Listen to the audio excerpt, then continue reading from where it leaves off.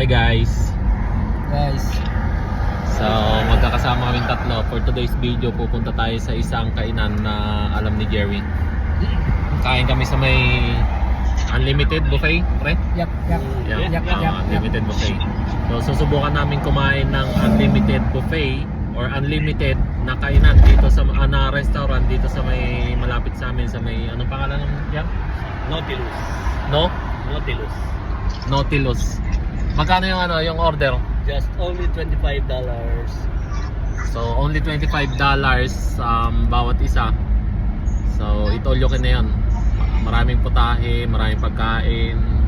Depende na lang kung gaano kalakas kumain. Pero which is mura na raw yun, sabi ni Jer, kasi nakakain na siya doon dati. So napag-usapan namin at inaya niya kami na kung gusto namin kumain doon kasi nagugutom nga tong si Rex. Ayan. So kakain kami ron, so subukan namin kung masarap ba yung pagkain. Pero masarap naman, pre, 100%. Yeah, masarap naman. Okay naman para sa taste ko ah. Sa taste ko masarap na. Okay. Ewan ko lang sa taste ni Rex tsaka ikaw. Ano yung mga pagkain doon? Mga manok, baboy, seafoods? Ano ba? Meron ding Japanese food.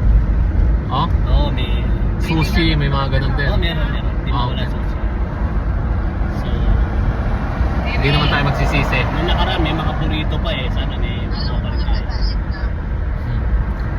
So yun, makain tayo doon guys. Papakita ko sa inyo kung saan lugar yung banda. At syempre papakita na rin natin kung gaano ba kakasarap yung mga pagkain doon. Mamaya update namin kayo. Kaya mga tropa.